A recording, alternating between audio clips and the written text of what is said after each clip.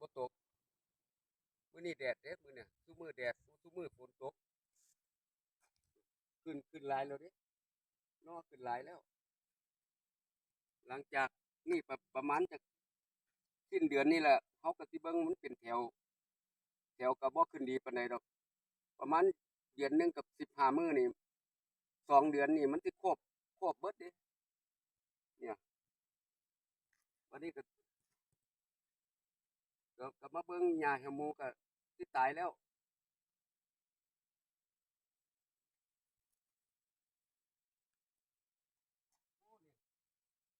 โอ้นี่แถวนี้ขึ้นหลายแล้วแถวเนี่ยเนาะคลิปนี้ก็คือจบแค่นี้เด้อนี่แปลงนี่20 ไร่น่ะเดี๋ยวสิหว่านแหได้บัดหากินแบบชาวบ้านเฮานี่ล่ะสิหว่านแหหนองน้ำเนาะคลิปนี่เด้คลิปคลิปนี้สิมาหว่านแหให้เบิ่งหนองน้ำมีปลาหลายอยู่มีปูพร้อม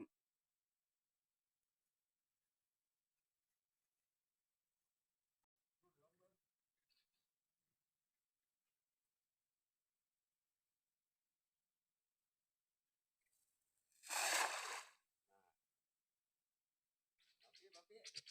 เดี๋ยวสิมาลองเบิ่ง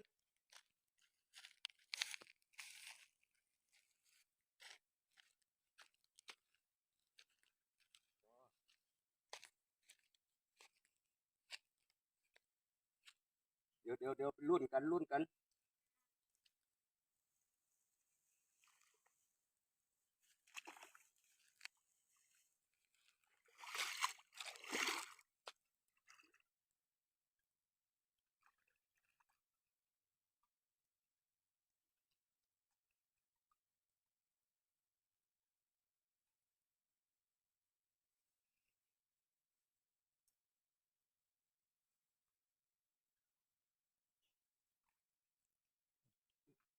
คือบ่เห็นตำจากตัววะ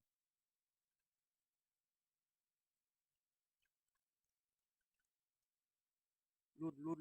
น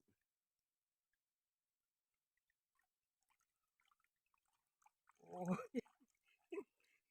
บ่ติดจากตัวบ่ติดจากตัวดิน